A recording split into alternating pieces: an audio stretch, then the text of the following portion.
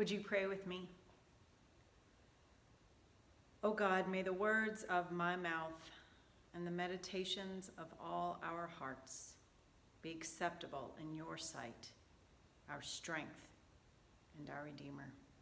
Amen. Happy Easter! Happy Easter tide. As we continue our journey through the 50 days of Easter, we continue to hear stories of what happened after the empty tomb. The stories are a little bit different depending on which gospel you're reading.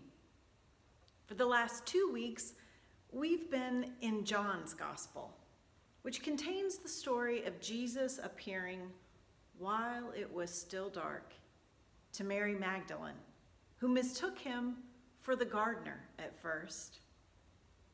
Last week, we heard the story of how later that day, Jesus appeared behind closed doors to the disciples, and then a week later to Thomas, who had missed it the first time. Luke's gospel that we read today tells the story a bit differently. In this passage, it's still evening of the same day, the day that the women, in this case plural, not just Mary Magdalene, have discovered the empty tomb and have run to tell the 11 and the rest, Luke says, who then dismissed it as nonsense. Then Luke tells us two of the rest of Jesus' followers, who had heard what the women had said, decided to leave Jerusalem and head to Emmaus. It's a familiar story to many of us, and countless artists, musicians, and poets have been inspired by this story. Last Sunday, in the new Roots and Fruits online gathering led by Robert and Jimmy Valiente Neighbors, we reflected together on one artist's depiction of this scene, a painting by Emmanuel Garibay called Emmaus, and we included a small image in this week's worship resources. I encourage you to look it up online and perhaps view it in a larger form and take some time to reflect on how God might be speaking to you through this beautiful, provocative piece of art. Spiritual writer Henry Nouwen, in his short book, With Burning Hearts, reflects on this story of the road to Emmaus, and he sees in it themes that can help us live our faith more fully. In rereading his words this week, I found them to be particularly relevant to our current situation. And so I want to share some of them with you today in hopes that they will also speak to you. Nouwen notes that Luke's account begins in a place of sadness. Two people are walking together, he says. You can see from the way that they walk that they are not happy. Their bodies are bent over, their faces downcast, their movements slow. They can hardly imagine that it was only a few years ago when they'd met someone who changed their lives. Jesus from Nazareth had made everything new. He'd made their life into a dance. But now, he is dead. His body that had radiated light had been destroyed under the hands of his torturers. All had come to nothing. They had lost him. Not just him, but also themselves. They had become two lost human beings, walking home without having a home, returning to what had become a dark memory. Then someone they don't recognize joins them along their journey and asks asks them what they're talking about as they walk along. They look at him with a combination of astonishment and agitation. Have you been living under a rock? You must be the only person who doesn't know what's been happening. And even though the story is almost too painful to repeat, the words begin to pour out of them.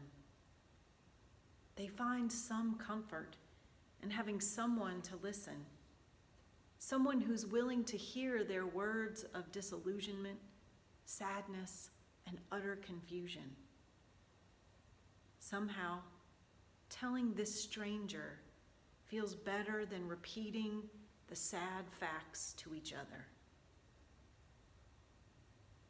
Nouwen suggests that this story begins with an important reminder that as humans, we need to mourn our losses. These friends of Jesus were grieving his death, but not just that. They were mourning the loss of their hopes and their dreams, all that Jesus represented. We had hoped that he was the one to redeem Israel, they said. Nouwen reminds us that throughout our lives, we experience all sorts of losses, not just the death of loved ones, but losses of freedom, independence, relationships, health, comfort.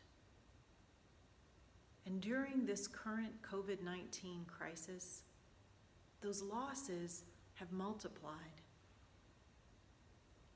In the early days of the pandemic's arrival in the United States, as businesses closed and shelter-in-place orders were issued, an article from the Harvard Business Review was widely shared on social media.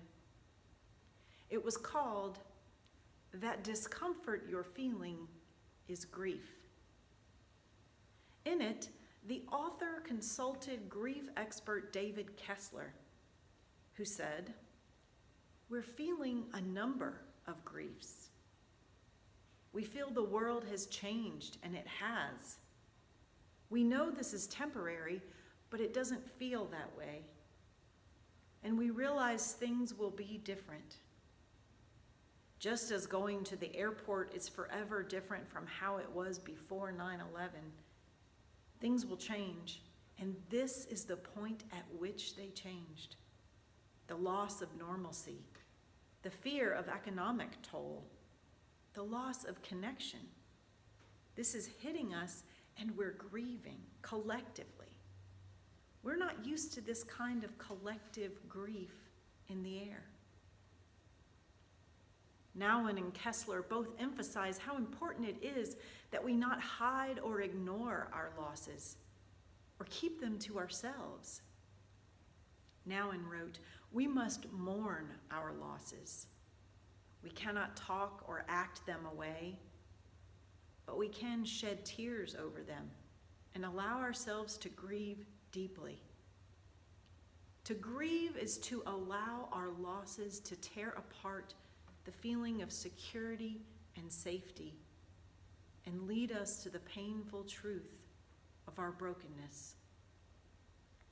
Our grief makes us experience the abyss of our own life in which nothing is settled, clear, or obvious, but everything is constantly shifting and changing. Nothing is settled, clear, or obvious, but everything is constantly shifting and changing." I don't know about you, but that sentence feels incredibly true to me right now. I know I've shed tears over many things that we have lost, and also for the uncertainty of the future. I imagine many of you have done the same. And grieving isn't just about being sad. David Kessler reminded us in that article that there are stages of grief, and they don't happen in a linear fashion. They include denial, bargaining, anger, and eventually acceptance. There on the road to Emmaus, I imagine those two travelers were feeling it all and just pouring it out as they talked to a stranger. After they've told him everything, the stranger speaks to them.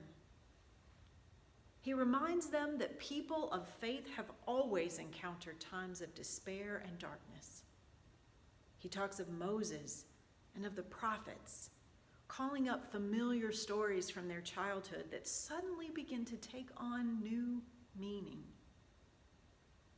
Nouwen says, the loss, the grief, the guilt, the fear, the glimpses of hope, and the many unanswered questions that battled for attention in their restless minds, all these were lifted up by this stranger and placed in the context of a story that was much larger than their own. As he speaks, they sense that their little lives weren't as little as they thought, but part of a greater mystery that stretches across time to reach them in that very moment. The stranger didn't dismiss the depth of their sadness and loss, but he said that within them lie the seeds of new life. As they listen to this stranger talk, something shifts within the travelers. They begin to lift their heads, to feel more hopeful about the path that they are on. The stranger has given them a sense of direction. Going home no longer means returning to the only place left to go. Home has become more than a house where they can stay for as long as they don't know what else to do. It's become a place to receive guests, a place to continue the conversation they had unexpectedly begun. They don't want this encounter to end. This person who had only moments ago been a stranger now feels like a friend. It's late, they say, so come home with us. The stranger acts like he wants to continue on, but they insist, and he accepts their invitation.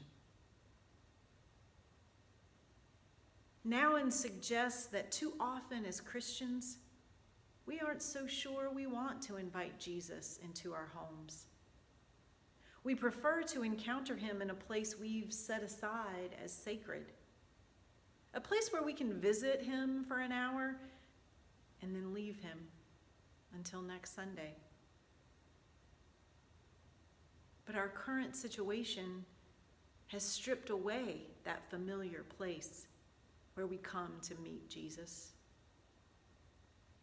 It's forced us all to ask, are we willing to welcome Jesus into our homes? Are we willing to say, as the disciples said on the road, stay with us. Come home with us. Have supper. Jesus is a very interesting person, Nouwen says. His words are full of wisdom. His presence is heartwarming. His gentleness and kindness are deeply moving. His message is very challenging. But do we invite him into our home? Do we want him to come to know us behind the walls of our most intimate life? Do we want to introduce him to all the people we live with? Do we want him to see us in our everyday lives? Do we want him to touch us where we are most vulnerable?